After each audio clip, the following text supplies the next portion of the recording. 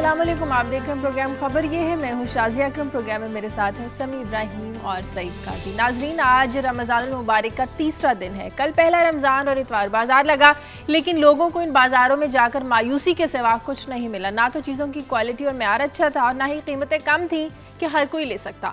पूरी दुनिया में गैर मुस्लिम अक़वाम मजहबी त्योहारों के दौरान अशिया ख़ुरनोशी की कीमतों में खुद कमी कर देती है, लेकिन पाकिस्तान में मुसलमान इस मौके को ज़ाया करना एक गुनाह समझते हैं। और तो और दूसरी मुसीबत लोड शेडिंग की सूरत में झेलना पड़ रही है। तमाम दावे धरे के धरे रह गए। क्या इन कौमों की तकदीरें ऐसे बदलती हैं जो अपने साथ ही मुखलिस और ईमानदार ना हो? आज हम इस पर बात करेंगे और आज का जो हमारा सवाल है वो भी इसी से ही जुड़ा है। आप क्या समझते हैं कि क्या महंगाई से आवाम की जो निजात है आपको मुमकिन नज़र आ रही है कि हमें कभी महंगाई से निजात मिल सकेगी? इस पर अपनी राय दीजिए, ईमेल कीजिए, SMS कीजिए या टेलीफोन कॉल के जरिए हमारे इस सवाल का जवाब दीजिए। और अब आज के दिन की और ताज़ा तरीन खबरें क्या हैं आपके साथ शेयर करने के लिए हम जानेंगे समी साहब और काई साहब से। जी काई साहब। शाजिया, पहले तो मैं एक कैंपेन ग्रुप ने एक बड़ी शानदार रिपोर्ट बनाई है जिसमें बड़ी हमें हक़ाइक़ मिलते हैं कि तकरीबन 13,000 अरब पाउंड से लेके 20,000 अरब पाउंड तक का काला धन जो है उन्होंने सुराग लगाया है 1970 से अब तक, जो मुख्तलिफ ममालिक से ट्रैवल करके बग़ैर जो टैक्स हेवन्स हैं जहाँ पे जो टैक्स से चोरी करके पैसा भेजा जाता है, जिसमें केमन आइलैंड्स का जिक्र आ रहा है। इस पे बात करेंगे, इससे जोड़ेंगे पाकिस्तान के भी तो नाजायज़ पैसों का जिक्र हुआ था। ये बड़ी दिलचस्प खबर, उसमें बड़े दिलचस्प अदाद व शुमार भी हैं। आगाज़ में इसका बात करेंगे और फिर हम बात करेंगे गुद्दू में जो 8 मजदूर कत्ल कर दिए गए थे, अब तक बिल्कुल एट लार्ज हैं, दंदना रहे हैं कातिल। कुछ बता रहे हैं कि यहाँ पंजाब में बासर शख्सियतों ने उन्हें छुपा रखा है या वो इस मुल्क से चले गए हैं। उनके पीछे कौन है और क्या उन मज़दूरों को, उनके बच्चों को इंसाफ मिलेगा या हमेशा की तरह नहीं मिलेगा, इस पर हम बात करेंगे। और आखिर में देखेंगे कि कराची के जो अहलियान कराची हैं वो बहुत तंग हैं इस ये जो एनक्रोचमेंट्स जिसे आप कहते हैं, नाजायज़ तजावज़ात। एक तंजीम ने कहा है कि 40 से 70% जो सड़क है उस पर वो कब्ज़ा कर लेते हैं और फिर उससे ट्रैफिक जैम, पोल्यूशन और आम आदमी की ज़िंदगी अजाब बनी रहती है। और फिर इसमें यह भी बताएंगे कि इसमें भत्ता कौन लेता है और इसमें कौन कौन इससे फ़ायदा, इस अजाब में लोगों को मुब्तला करके इससे फ़ायदा कौन लेता है। ठीक जी समी साहब। शाजिया, मीडिया के हवाले से, मीडिया के किरदार के हवाले से बड़ी गुफ्तगू हो रही है पाकिस्तान में। और 2 जर्नलिस्ट हैं, अबसार आलम साहब और हामिद मीर साहब, सुप्रीम कोर्ट में उन्होंने एक पिटीशन भी दायर की है। इस पर देखेंगे कि क्या ये वाकई कोई मीडिया का एहतसाब करने की कोशिश है या एहतसाब के नाम पर दबाने की कोशिश, इस पर आज गुफ्तगू करेंगे। फिर KPK के ज़िला लकी मरवत की एक तहसील से ये खबर है कि वहाँ पर ख़वातीन पर यह पाबंदी लगा दी गई है कि वो बग़ैर महरम के बाज़ारों में नहीं जा सकेंगे। अच्छा। इस पर बात करेंगे कि ये क्यों है, ये माइंडसेट क्या है और क्या हुकूमत इसको रिवर्स करने की कोई कोशिश कर रही है। फिर खानेवाल केस का जिक्र करेंगे, उसमें खातून को संसार कर दिया गया था, लेकिन उसकी कुछ नई अंदाज़ की भी उसमें कुछ खबरें आई हैं कि वो जो शौहर थे, अब मीडिया ये कह रहा है कि शायद उन्होंने मारा, पुलिस की कस्टडी में है, लेकिन आज वो सुप्रीम कोर्ट में पेश भी होंगे वो जो मुलज़म है। तो देखेंगे कि क्या ये वाक़तन उस खातून को उनके शौहर ने मारा है या पुलिस अब इसको एक नया रंग देने की कोशिश कर रही है। और फिर काई साहब, सिंध से, थर से खबर आई है कि वहाँ पर इस साल भी वो बीमारी का शिकार हो गए हैं, वो जो नायाब और कीमती मोर हैं, और 40 से ज़्यादा वो मोर मर चुके हैं। हर साल ये होता है, न जाने जो गवर्नमेंट ऑफ सिंध है वो इस पर क्यों इस पर तवज्जो नहीं करती। इन तमाम मौज़ूआत पर ठीक है, मैं यहाँ पर एक ब्रेक लूँगी। ब्रेक के बाद वापस आएंगे तो बात करेंगे कि रमज़ान मुबारक के इस मुबारक महीने में लोगों को लोड शेडिंग और महंगाई में किस तरह मुश्किलात का सामना है। एक ब्रेक के बाद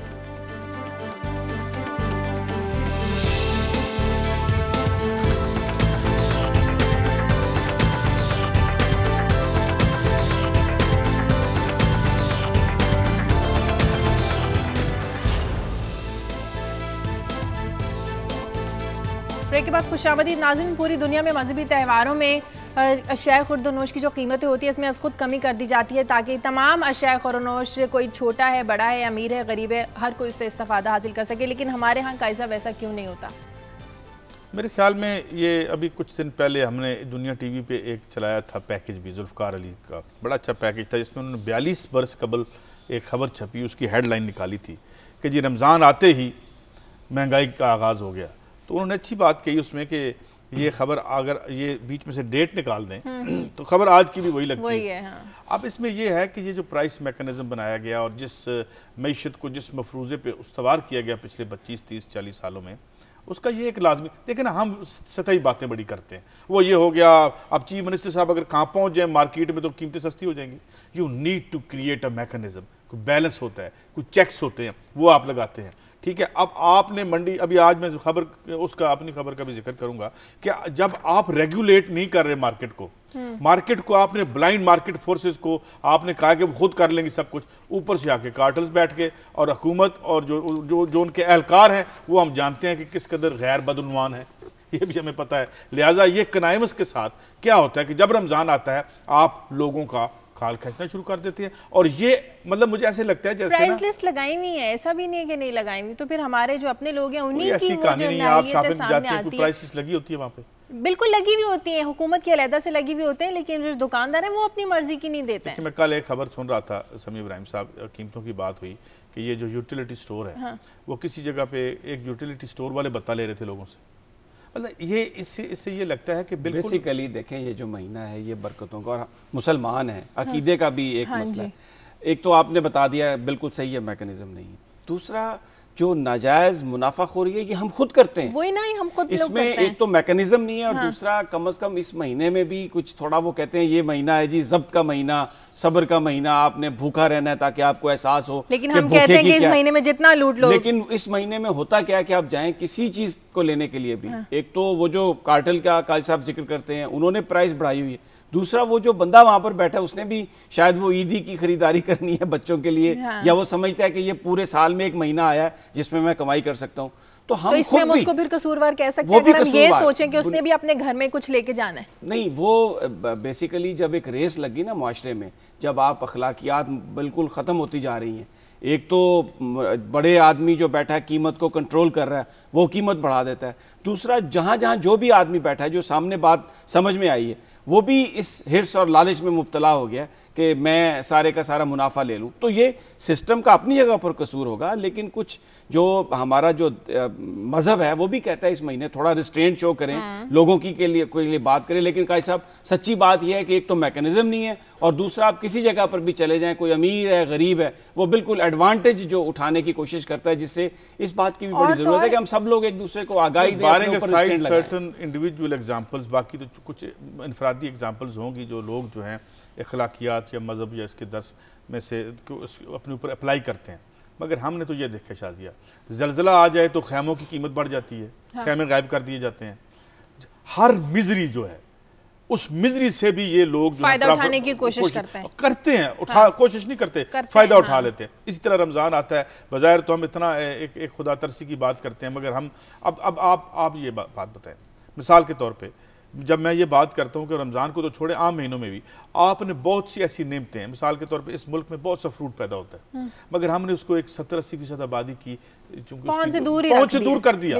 आप किसी पूछ के आम, अलबत्ता मैं अभी देख रहा था 40-50 रुपए तक बिका है, तो नहीं ये बिका है, अभी नहीं बिक रहा। अब तो भाई आप जाएं 100 रुपए से कम, 90 रुपए से कम को आम नहीं दे रहा किलो के हिसाब से। रमजान से पहले, रमजान आने से ही ना उसकी 30-40 रुपए कीमत बढ़ गई। तो हम जो नेमतें खुद पैदा करते हैं, केला जो है 250 से 300 रुपए किलो में बिक रहा है, कोई कंट्रोल नहीं है, कोई मैकेनिज्म। मैं अब क्या कहूँगा, इससे एक माशी बेहूदगी कहा जा सकता है जो कुछ हो रहा है, और वो इसलिए है कि ना यहाँ पे कोई विजन है, ना यहाँ पे सिर्फ एक निज़ाम मिला था उसको चलाई जा रहे हैं और अपनी दिहाड़ी लगाई जा रहे हैं और अब काम आगे चल रहा है। लेकिन ये आहिस्ता आहिस्ता, अभी मैं इस और भी बात इस हवाले से करना चाहता हूँ, जब ये आप महंगाई को कंट्रोल करके और तरीक़ों से रेट अपनी बनाते हैं, क्या हो रहा है हमारे मुल्क में।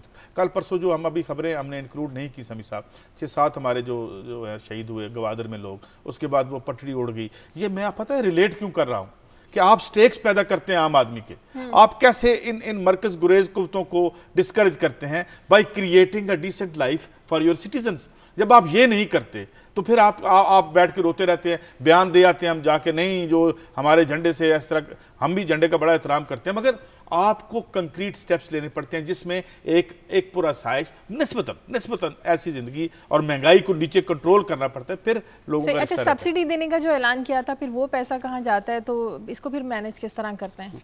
देखें, एक वक्त था जब स्टेट लोगों को अपना समझकर उन्हें सब्सिडी देती थी। अब जब आप सब्सिडी को विथड्रॉ करते हैं ना, तो उसके साथ साथ पूरी दुनिया में ये तरीका है कि जब आप सब्सिडी विथड्रॉ करते हैं तो किसी ना किसी तरीके से अपने कंज्यूमर को छूट देते हैं, या तो उसकी कुव्वत खरीद को बढ़ाते हैं या उसको किसी और तरीके से बेनिफिट देने की बात करते हैं। यहाँ पर तो सूरत हाल ये है कि जैसे बिल्कुल गर्मियों के दिन में दोपहर में सूरज के नीचे को आदमी खड़ा है और उसके ऊपर से जो एक सब्सिडी का जो शामियाना था जिससे उसको थोड़ी सी सहूलत थी, उसको आप खींच लें और अपने शहरी को छोड़ दें धूप में जलने के लिए, मरने के लिए। आप सब्सिडी जरूर वापस लें, लेकिन सब्सिडी अगर आप वापस लेते हैं तो इस बात को मेक श्योर करें कि जो आपका कंज्यूमर है, जो आपका शहरी है, इतना ज्यादा इफेक्ट ना हो। वो आप सिस्टम क्रिएट करें, लेकिन वो जो काई साहब ने बात की, सिस्टम तो स्टेट क्रिएट नहीं कर रही। स्टेट का तो काम इस वक्त ये बन चुका है कि वो आकर जो मरा हुआ बंदा है उसको मजीद उसको रगड़ दे। मैं एक बात करता हूँ आपसे कॉलर से पहले। एक दिन मैं सुन रहा था जी कि हमें एहतराम करना चाहिए, हुकूमती इदारों का हम कर दें, अस्पतालों का एहतराम करना चाहिए, चाहे वहाँ दवाई हो ना हो, डॉक्टर हो ना हो, जो बेसिक यूनिट्स हैं वहाँ बंदा, हम एहतराम करते हैं, हम अदालत का भी करते हैं एहतराम और पार्लिमान का भी एहतराम करते हैं। मगर समीर साहब ने जो बात की, जब पार्लिमान जो है वो अपने हर बजट में एंटी पीपल बजट बनाए, रिच को टैक्स ना करे और हर 15 दिन बाद गरीब को टैक्स करे, बिजली की कीमत बढ़ा के, और सारी रियासत को चलाने का सारा खर्चा जो सुपर रिच हैं उसको तो टच ही ना करे, और नीचे हर 15 और 10 दिन बाद उन्हें 15 दिन बाद कीमत बढ़ाते हैं ये हैं, और जरा सी कीमत आती है और सब्सिडी विथड्रॉ करें, तो फिर हम एहतराम ही करते रहेंगे, हम एहतराम ही करते रह जाएंगे इन इदारों का और हम कुछ ले जाएंगे। अब ये बिजली की कीमत है, उसमें आप फ्यूल सरचार्ज लगा के बिजली की कीमत में इजाफा कर देते हैं। भाई आप बिल्कुल फ्यूल सरचार्ज लगाएं, लेकिन जो 15-20% चोरी में, थेफ्ट में चला जाता है, अगर आप उस थेफ्ट को कंट्रोल कर लें तो आपको ये बढ़ाने की जरूरत नहीं। फिर अगर आप अपनी डिस्ट्रीब्यूशन लाइंस को ठीक कर लें तो बिजली की इतनी कमी नहीं रह जाएगी। सर, जब बिजली पैदा करने का की वजह आपको रोशनी देना ना हो, किसी की दिहाड़ी लगनी हो, तो फिर ये काम नहीं होते। इस पर बात करते हैं, कॉलर लेने दे मुझे। सजाद है लाहौर से। हेलो हेलो, मुझे लगता है कॉल कट गया। अच्छा, रमजान में लोड शेडिंग का दौरान ये भी बड़ा है, पहले कुछ कम हो गया था, हुआ था, हाँ, कुछ कम हुआ था। मैं तो हैरान हुआ कि जब ये नए प्राइम मिनिस्टर आए तो कुछ दिनों में महसूस किया। समी साहब से मैंने बात की थी कि आपके इलाके में क्या है, उसके बाद से ये खबरें मिल रही हैं कि फिर जाहिर है बिजली है नहीं। अभी कल मैं खबर देख रहा था कि शॉर्टफॉल जो है वो 5000 मेगावाट तक पहुंच गया है। अब शॉर्टफॉल, अब देखें ना, वो बड़ी अच्छी बात की मंटर साहब ने कि मंटर साहब आखिरी इंटरव्यू में बड़ी सच्ची बातें भी कर गए। वैसे वो कुछ कहीं से मुझे भले आदमी भी लगे, मतलब मंटर साहब जहाँ इस्तीफा भी दे दिया उन्होंने असूलों की खातिर, तो वो ये कह रहे थे कि मुझे तो लोगों ने कहा है कि बिजली का तो मसला है ही नहीं, इंस्टॉल्ड कैपेसिटी, बदनसीबी मुलाजा फरमाइए वतन अजीज़ की और इस मुल्क के लोगों की कि इंस्टॉल्ड कैपेसिटी मौजूद है आपकी ज़रूरत से ज़ायद, मगर आप पैदा नहीं कर सकते। आप कितने अहल हैं माशाल्लाह, हम आपका एहतराम, हमें फिर दर्श देते हैं, हम एहतराम तो हम कर रहे हैं भाई। हमने मुझे कॉलर लेने दें, लाहौर से अली। हेलो अस्सलाम वालेकुम जी। वालेकुम सलाम जी।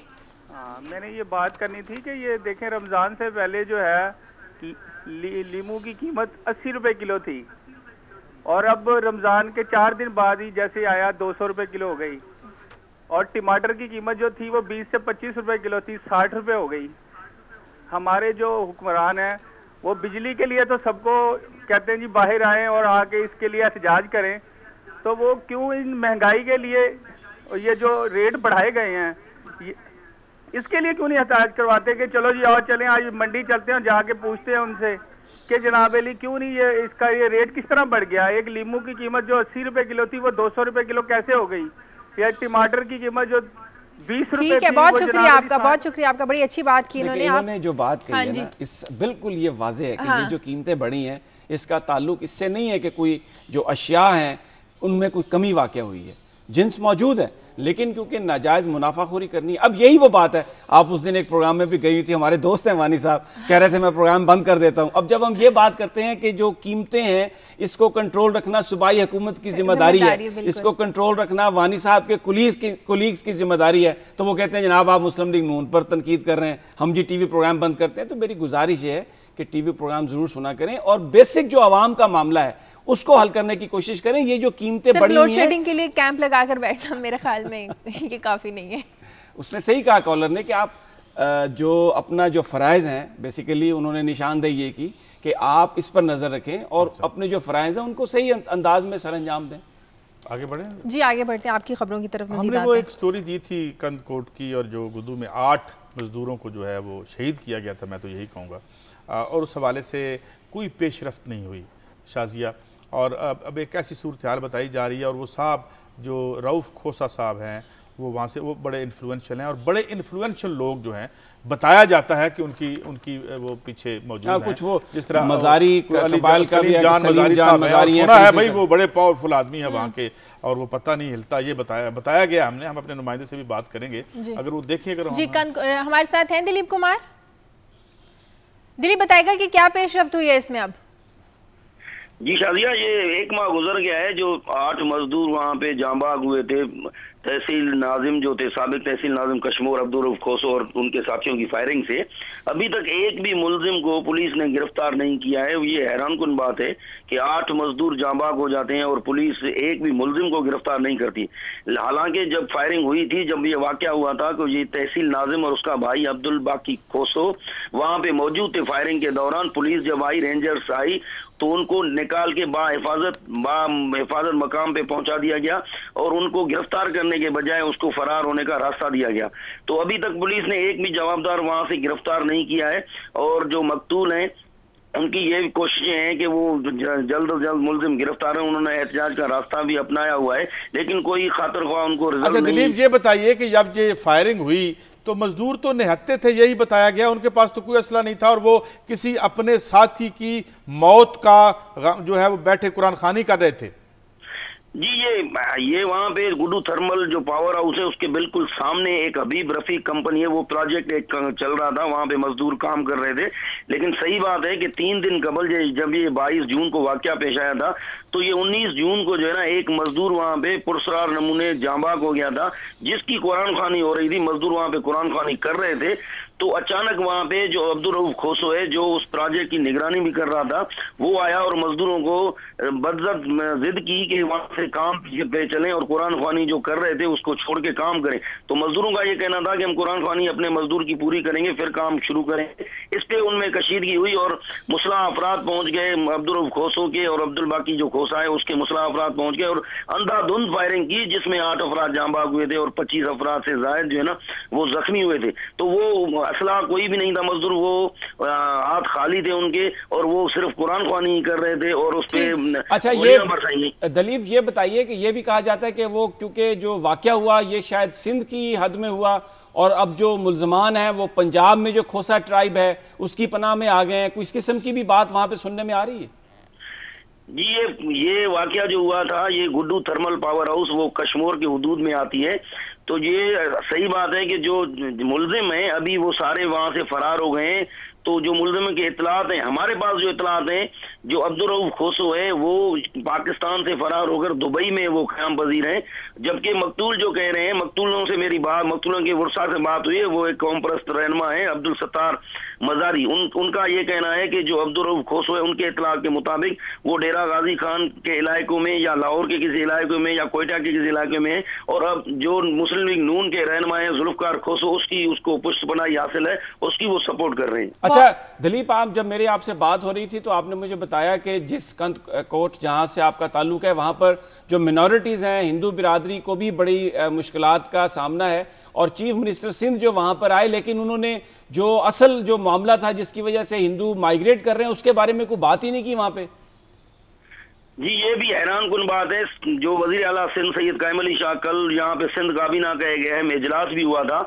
हैरान कुन बात है कि वहाँ पे अक़लियतों के लिए कोई भी बात नहीं की गई, और यहाँ पे पूरे जिले में ट्राइबल्स एक दूसरे के साथ आए दिन लड़ाई करते हैं और बेगुनाह जो खून बहाया जाता है, एक दूसरे के खून के प्यासी बने हुए हैं। लेकिन एक भी लफ्ज सैयद कायम अली शाह ने भी नहीं बोला और नहीं कि सिंध काबीना ने बोला, और जिससे मसाइल जो अक़लियती बिरादरी है उन पे ये टूट पड़ रहे हैं, क्राइम बढ़ रहा है, अगवा हो रहे हैं, वो उनके लिए कुछ भी नहीं किया गया।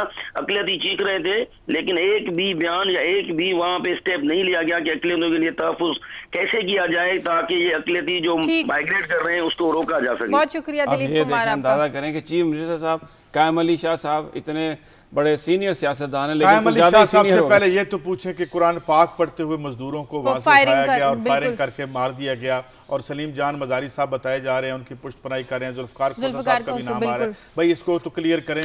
और फिर वो वहाँ पे क्या कर रहे हैं, ये जो सिंध कार्ड हमें रोज बेचते हैं, ये सिंध में ये क्या कर रहे हैं लोगों के साथ, और इधर क्या हो रहा है। तो ये एक बड़ी अफसोसनाक बात है। ये गरीबों का खून का हक जो है रोज बहता है और इसका कोई पुरसान हाल नहीं है। और मैं ये अलबत्ता जरूर कहूँगा, अभी वो स्टोरी जब आप करेंगे कि हमारी स्टोरी पे जिस तरह से एक्शन किया चीफ मिनिस्टर साहब गए वहाँ पे खानेवाल में, और वो कहानी उस पर भी हम बयान करेंगे। मगर ओवरऑल हम ये देखते हैं कि इस इंतहाई क्लास रिडन सिस्टम में कुछ लोग हैं अनटचेबल हैं, बिल्कुल जिस तरह गॉड फादर होता था, जिस तरह माफिया होता था समी साहब, इसी तरह अभी तो और भी खबरें हम इस पर करेंगे, डिग करेंगे कि कश्मीर में किस तरह निजी जेलें बनी हुई हैं। ये जब तक हमारे पास ऑथेंटिक खबर ना हो हम बात नहीं कर सकते। अभी उड़ती उड़ती आ रही हैं, इस पर हम बात करेंगे। लेकिन बॉटम लाइन ये है समी साहब के गरीब आदमी को कुचल के कत्ल करके 8 कत्ल कर दिए और 25 आदमी को जख्मी कर दिया, भाग के कोई उनको पूछने वाला नहीं है। अब उनके बच्चे कहाँ होंगे, उनके बच्चे फाकों से मर रहे हैं, उनकी बेवाओं का क्या हाल है, किसी को कुछ पता नहीं। तो ये है कहानी। एक कॉलर है कनाडा से, शमसुल हुदा। हेलो अस्सलाम वालेकुम। जी वालेकुम सलाम जी। हाँ, मैं शमसुल हुदा बोल रहा हूँ कनाडा से। अब मौजू तो थोड़ा सा चेंज हो गया है। मैं बात करना चाह रहा था महंगाई के मौजू पे। जी जी। कि जिस तरह पाकिस्तान के अंदर चीजों की कीमतें रमजान की वजह से बढ़ी हैं, उसका बिल्कुल उल्टा यहाँ पर कनाडा में है कि यहाँ पे जितने बड़े इंटरनेशनल जो स्टोर्स हैं और जो यहाँ पे छोटे बड़े जितने भी स्टोर हैं, सब ने रमजान सेल लगाई हुई है और कीमतें खासी हद तक कम कर दी हैं कि उनसे हर आदमी इस्तेफादा करता है। और हम लोग उन जहाँ जहाँ हमें जितनी कीमतें कम मिल रही हैं हम वहाँ से जा करके ले सकते हैं, जबकि पाकिस्तान में इसका बिल्कुल उलट है। हर चीज की जो है वो महंगाई कर दी गई है और चीज नापैद हो चुकी है, जबकि यहाँ पर वापर मिकदार में हर जगह मौजूद है हर चीज। जी हाँ, बहुत शुक्रिया शमसुल हुदा आपका। ब्रेक ले लेते हैं, ब्रेक के बाद इस पर बात करते हैं।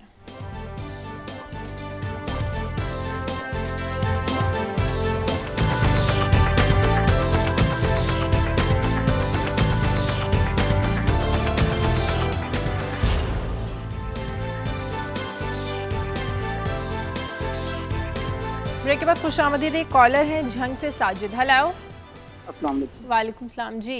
मैं समी साहब से बात करना चाहूँगा। कीजिए। समी साहब से मेरा ये सवाल है कि जैसे अभी कनाडा से कॉल आई है कि पाकिस्तान के अंदर एक इस्लामी मुल्क होने के नाते चीज़ें जो हैं वो महंगी हो जाती हैं, और दूसरे जो गैर इस्लामी मुल्क हैं वहाँ पर जो मुस्लिम कम्युनिटी है उनको रिलीफ दिया जाता है। समी साहब हमेशा जमहूरियत की बातें करते हैं, कभी आर्मी डिक्टेटरशिप जिनको ये कहते हैं उनका दौर उठा के देख ले। तो मैं नहीं समझता कि जमहूरियत के जो नुमाइंदे हैं वो पाकिस्तान के अवाम को एक रिलीफ देने की कोशिश करते हैं, क्योंकि सब मिलें जितना भी एक बिजनेस है वो सब इनका अपना इनका होल्ड है।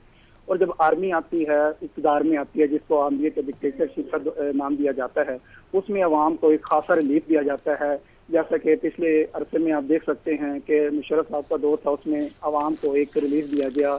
आटे की कीमत देख लें, घी की देख लें, चीनी की देख लें, लेकिन जमहूरियत उससे बिल्कुल बरअक्स है। समी साहब सिर्फ एक सवाल का जवाब दे दें कि what is the definition of democracy in Pakistan. ठीक है, शुक्रिया, बहुत शुक्रिया आपका। अच्छा, ये इन्होंने जो बात कही ना वो इस लिहाज से ठीक है कि जब फौजी हुकूमत आती है तो जो कीमतें हैं वो कम होती हैं। उसकी एक बुनियादी वजह का हिसाब ये रही है कि जब परवेज़ मुशर्रफ साहब का भी दौर था तो उसमें लोकल बॉडीज़ इंस्टीट्यूशन काम कर रहे थे, ग्रास रूट लेवल पर लोगों के मसाइल हल हो रहे थे, ज़िले गवर्नमेंट्स थी, यूनियन काउंसिल के लेवल पर थी, और जो एक प्राइस कंट्रोल मैकेनिज़्म है ना वो मौजूद था।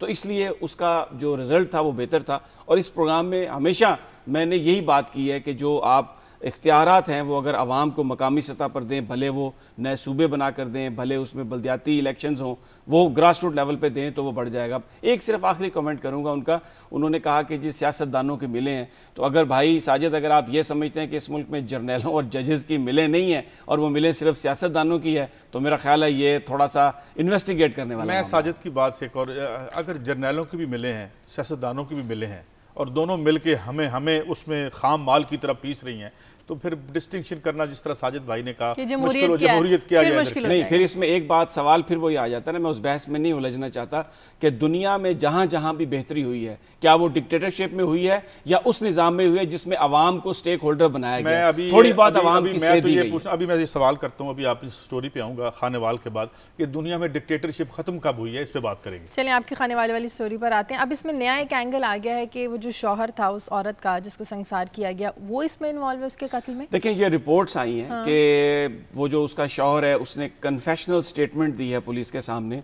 कि मैंने उसको कत्ल किया है।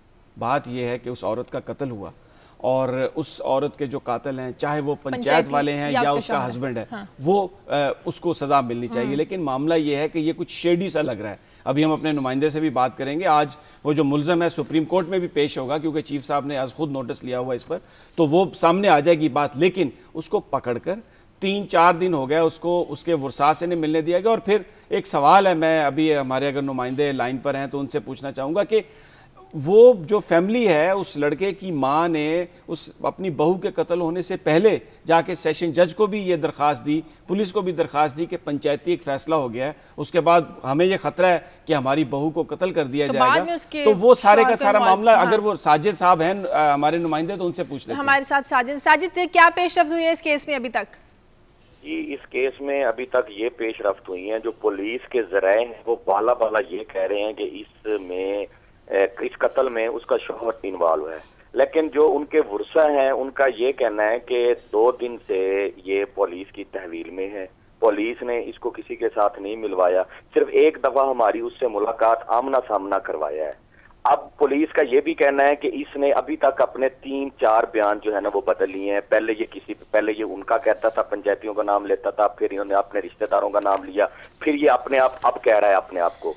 ये सारे सवालों का जो जवाब है वो ये है कि अगर पुलिस इसमें बर वक्त शुरू से ही कार्रवाई करती तो ये वकूआ सरजद नहीं हो सकता था। इसमें हर जगह पर ही पुलिस ही जो है वो पाई जाती है इसमें, लेकिन पुलिस की बिल्कुल बर वक्त कार्रवाई ना करने की वजह से ये वकूआ सरजद हुआ। साजिद, ये बताइए कि ये जब गायब था खामिंद इसका और बाद में जब चीफ मिनिस्टर साहब गए तो यकायक ये सामने आ गया, ये कहाँ था? पुलिस की कस्टडी में था या किसी ने इसको अगवा कर रखा था? अच्छा, इसमें यह है कि जब चीफ जस्टिस साहब उधर नोटिस ले रहे थे, पुलिस जो सुप्रीम कोर्ट में पेश हुई थी, उसके ठीक 1 घंटे बाद जो है ना ये खबर आई कि ये नींद बेहोशी की हालत में कपास की फसल में पड़ा था। वहां जो औरतें थी वो कपास चुन रही थी, उन्होंने शोर डाला कि यहाँ पर एक डेड बॉडी पड़ी है और वहां पुलिस को इतला दी गई। तो जब पुलिस वहां पर पहुंची उसने वहां से जाके इसको रिकवर किया और उस वक्त से ये पुलिस की तहवील में है और ये जो शौहर है ये जख्मी हालत में है, इसके सर में भी जख्म आए हुए हैं। अच्छा, आज सुप्रीम कोर्ट में हियरिंग भी, आज ही सुप्रीम कोर्ट में पेश होगा?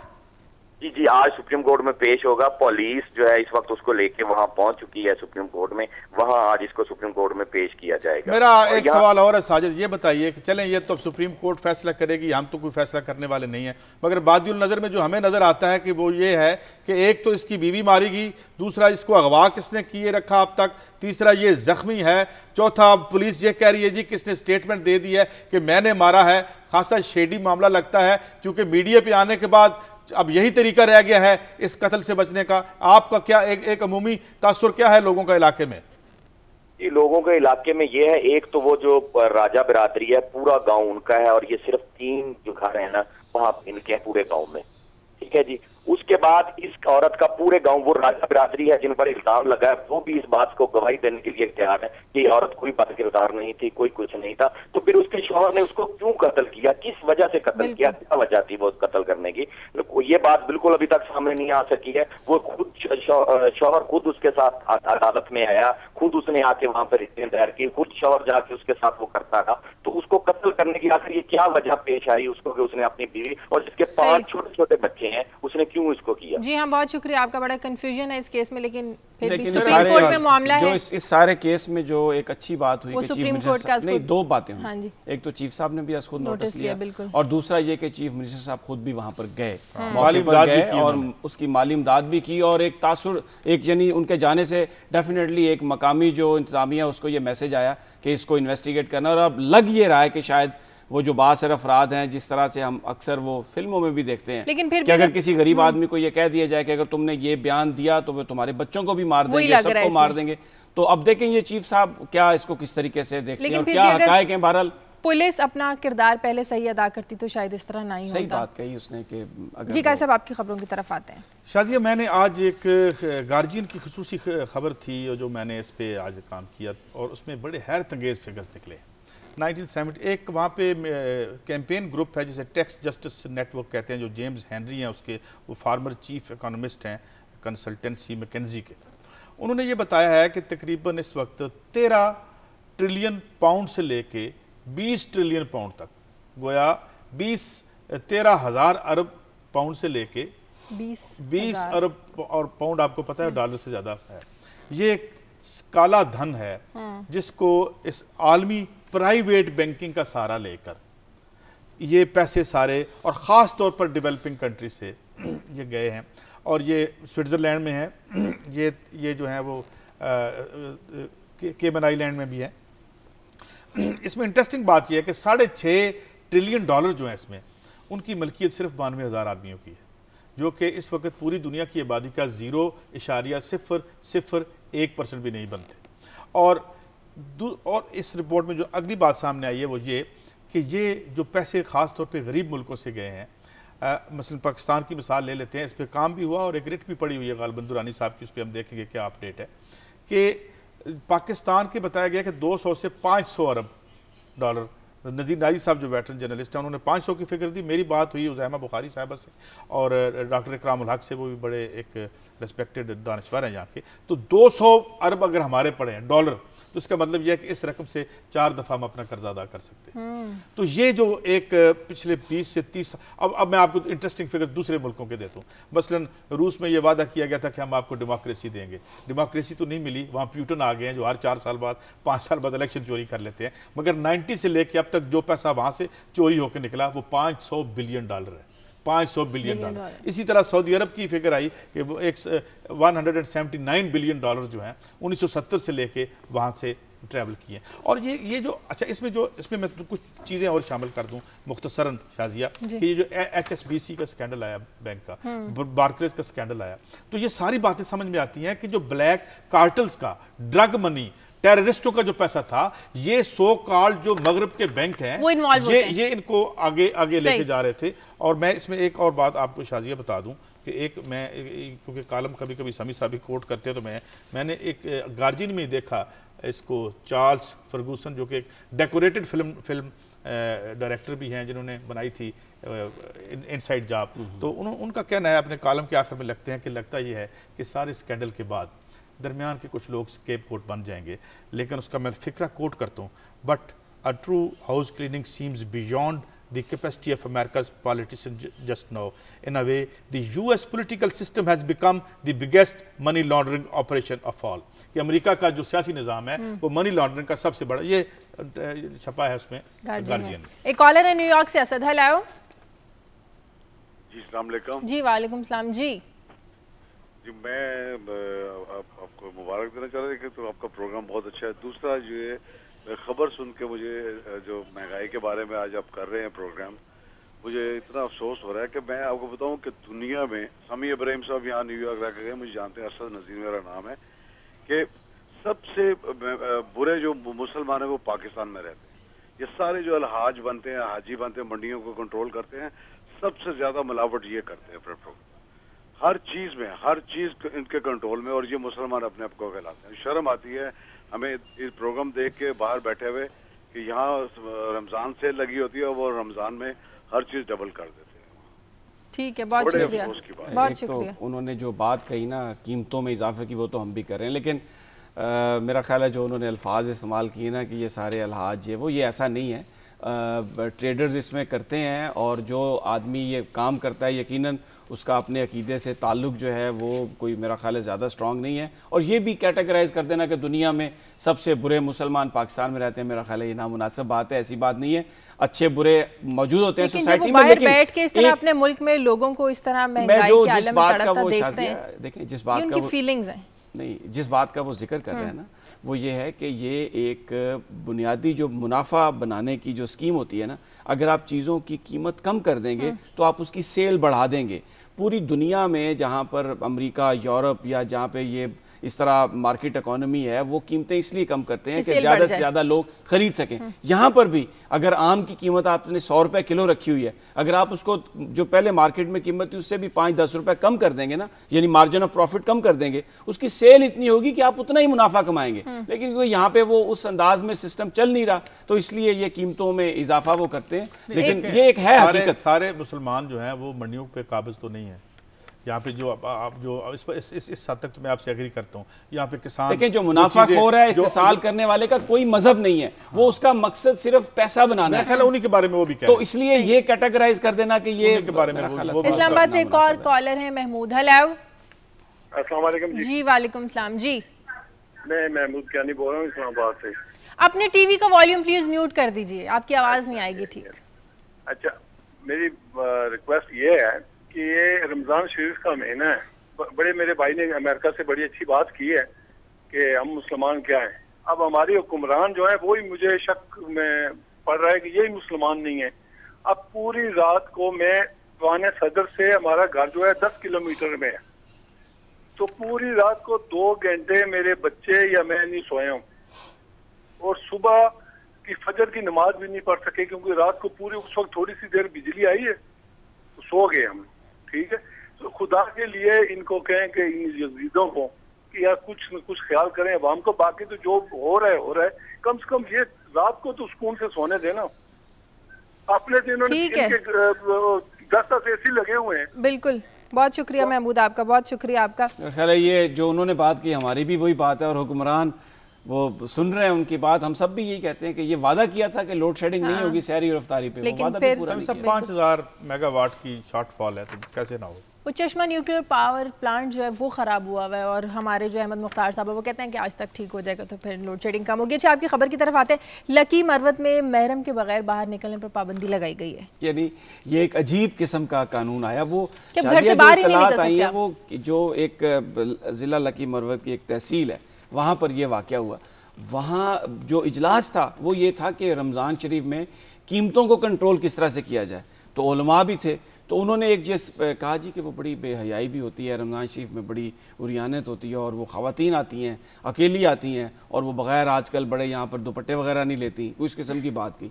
तो उन्होंने उस कमेटी ने पूरी पाबंदी लगा दी कि जनाब खातून जो है वो कोई नहीं आ सकेगी महरम के बगैर। और इस पर हैरत की बात यह है, मैं वो रिपोर्ट पढ़ रहा था काई साहब, वो बड़े दुकानदारों के उसमें इंटरव्यू हैं, उसने कहा जी वो हमारा तो ये जो नमक मिर्च है वो मर्द आके ले जाते हैं, कोई इससे फ़र्क नहीं पड़ेगा। एक वो कपड़ों वाली दुकान से पूछा किसी नुमाइंदे ने कि भाई ख़वातीन नहीं आएंगी तो आपकी कोई सेल में फ़र्क पड़ेगा? उन्होंने कहा नहीं जी, वो उनके भाई और उनके शौहर आके ले जा सकते हैं तो कोई फ़र्क। लेकिन ये काई साहब एक माइंड सेट है। औरतों का जो पर्दा है वो उसकी तशरीह जो है गालबन इस तरह से नहीं है। ये जो एक खास किस्म का सऊदी अरब स्टाइल का इस्लाम यहाँ पे इंपोर्ट करने की कोशिश की जा रही है ना, शायद वहाँ पे भी ऐसे नहीं है कि मार्केट में। अच्छा, वहाँ पर अब आज़ादियाँ मिल रही हैं। सऊदी अरब में खवातीन को अब ड्राइविंग की इजाज़त मिल गई है, वो अकेली होटल में भी जा सकती हैं, यानी निकलने की वहाँ पर मिल रही है इजाज़त। यहाँ पर आप देखें पाबंदियाँ लगा रहे हैं। और फिर इस पे वो आई हैं खबरें बाद में कि जी डीपीओ साहब ने कहा हम रिपोर्ट लेंगे, डीएसपी साहब कहते हैं जी हम तो सिर्फ वो कानून की पासदारी करेंगे, कोई पाबंदी नहीं है, लेकिन अगर उरियानियत फैलेगी तो हम उससे रोकेंगे। ये है माइंडसेट जो पाकिस्तान के लिए एक बहुत बड़ा ख़तरा है, सवालिया निशान है, जब आप अपने मज़हब की इंटरप्रिटेशन इस तरह से करें कि जो बुनियादी अक़दार हैं उसी पर ही बहुत बड़ा क्वेश्चन मार्क। लेकिन जब लोग ही उस चीज़ को एक्सेप्ट कर लें तो फिर बाहर से कोई क्या कर सकता है? अब वहाँ की औरतें जो हैं, मर्द हैं, मेरा नहीं ख्याल कि नहीं, इसमें 51% पॉपुलेशन जो है पाकिस्तान की वो औरतों की है, और वहाँ पर भी जो औरतों का तनासब है वो ज़्यादा होगा।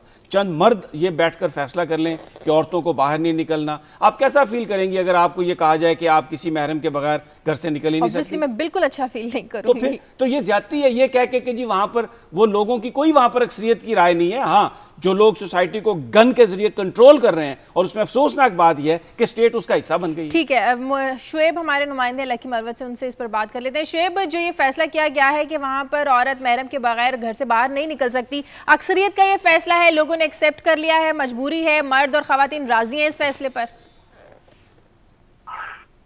जी मैं आपकी बात समझ नहीं पाया, दोबारा कैसे? शुएब, ये बताएं कि जो यहाँ पर, पहले तो ये बताएं कि ये मामला है क्या, अब इसमें क्या पेशरफ्त क्या हुई है? जी ये कुछ गुज़िश्ता चंद दिन पहले लकी मरवत के इलाके नौरंग में डीएसपी सनाउल्लाह ने इलाके के मसान उलमा और दीगर ताजर बिरादरी को एक मीटिंग में बुलाई जो कि ताने की मस्जिद में हुई, जिसका एजेंडा था कि ग्रांड पोशी, मिलावट और सफाई का खास ख्याल रखा जाए, जिसमें चंद लोगों ने कहा कि अगर यहाँ पे फहाशी बहुत ज़्यादा है, अगर इन पे वो आप लोग पाबंदी लगा दें। तो डीएसपी ने कहा कि डीएसपी से जब इस सिलसिले में हमारी बात हुई तो उसने कहा कि मैंने ऐसी बात नहीं कही कि इन पे पाबंदी लगा दी जाए, और ना हम हमारे पास कोई ऐसा कानून मौजूद है कि इस पे कोई पाबंदी लग सके।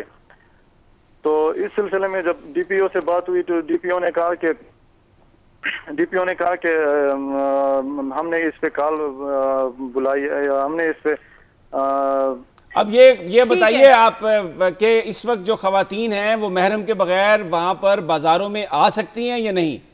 ये कल तक तो नहीं आ सकती थी, लेकिन आज जो देखा गया है तो आज बगैर मर्द के खवातीन भी आ रही है। ठीक है, बहुत शुक्रिया आपका, बहुत शुक्रिया आपका। ये आइसोलेटेड वाक़यात यहाँ हो रहे हैं और ये ख़ास तौर पे ज़्यादा जो पसमानदा इलाके हमारे रह गए हैं और वहाँ पे एक सेल्फ स्टाइल लोग जो हैं वो जो सेल्फ स्टाइल होते हैं ना, जो रिफार्मर्स, उनसे बड़ा ख़तरा होता है, बड़ा बच के रहना चाहिए। तो मैं एक खबर, ये समी साहब एनक्रोचमेंट्स की कराची से खबर आई और एक बॉडी है all Pakistan organisation of small trade and cottage industries, उन्होंने अजीब व गरीब, एक अजीब तो नहीं, बहरहाल उन्होंने कहा जी कि ये एक पूरा माफिया है और इससे पूरा बेनिफिशरी हैं पॉलिटिशियंस भी, ब्यूरोक्रेसी भी।